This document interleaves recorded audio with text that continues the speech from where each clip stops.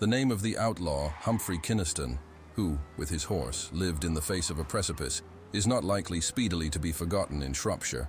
His exploits during the happenings surrounding the War of the Roses are still matter of tradition, and the scenes of his adventures are yet pointed out. Wild Humphrey was the son of Sir Roger Kynaston and the Lady Elizabeth. He was the second son, and not expecting to succeed to the family estates, was given the constableship of the Castle of Middle, which had lapsed to the crown. He sadly neglected his duties and allowed the castle to fall into disrepair, almost into ruin.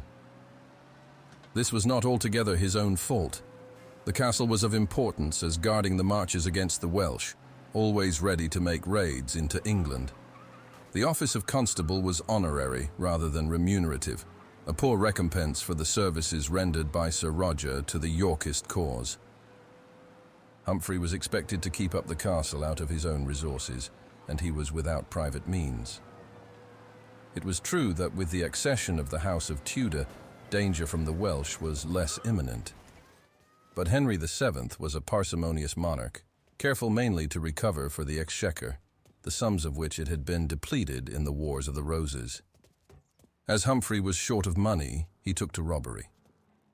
The Wars of the Roses had produced anarchy in the land, and every man's hand was against his fellow, if that fellow had something of which he might be despoiled. The story is told that one day Wild Humphrey rode to the manor house of the Lloyds of Aston and requested a draught of wine. With ready hospitality, a silver beaker was brought forth, swimming with the juice of the grape. Humphrey, who was mounted, drained it to the last drop, then, striking spurs into his horse, galloped away, carrying the silver vessel with him. As has been said of Robin Hood, so it was told of the Shropshire freebooter, that he robbed the rich and befriended the poor. On one occasion he stopped the steward of a gentleman and plundered him of the rents just received. The lord of the manor sent him a message that he had been a forbearing landlord. But now he absolutely must put the screw upon his tenants to make up for his loss.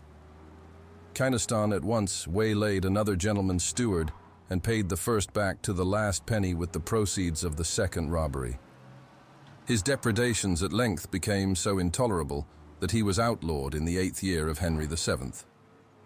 As this year began on the 22nd August 1490 and did not end till the 21st of August 1491, it is not quite certain in which year of our reckoning he was placed under ban.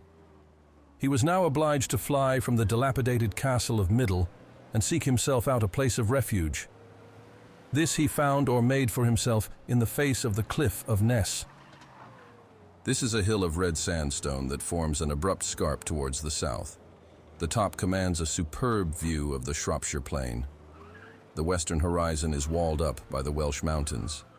Formerly the head and slopes of Ness Cliff were open land, but were enclosed and planted by a nobleman, so that it is not easy to realize what the appearance was when Wild Humphrey took up his abode in the rock.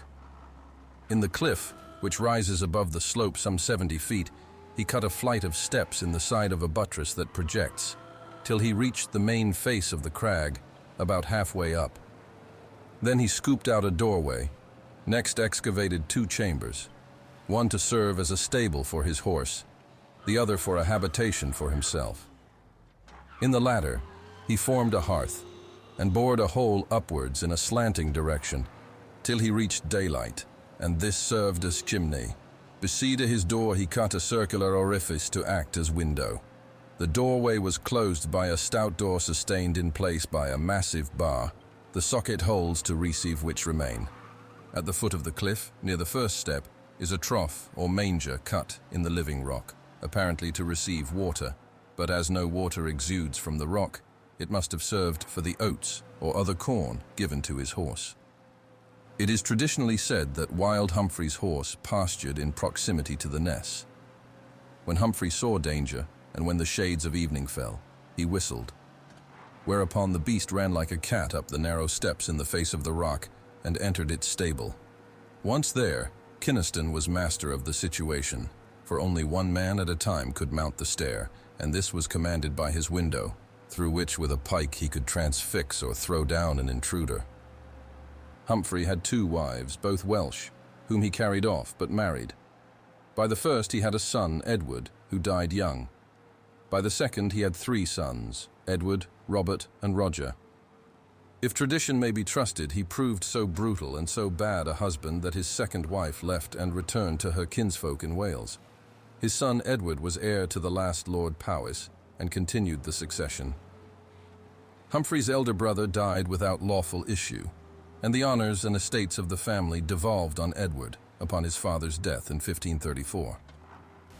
Deserted by his second wife, Wild Humphrey was assisted by his mother, who came to Ryton in the neighbourhood and carried him food on Sunday, a day of civil freedom.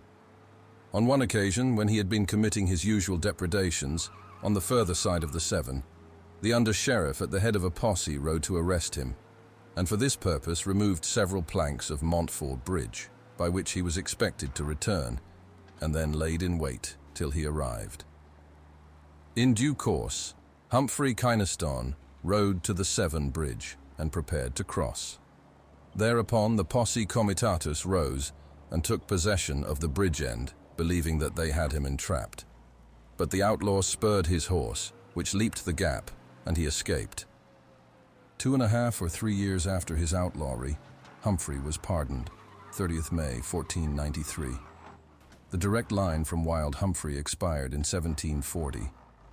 It is somewhat noticeable that in all the successive generations there was no further outbreak of the wild blood. The Kynastons, descending from the outlaw, who was the terror of the countryside, were orderly country gentlemen who did their duty and pursued harmless pleasures. Perhaps Wild Humphrey was rather a product of his lawless times, of the terrible disorders of the Wars of the Roses, than a freebooter out of criminal propensities.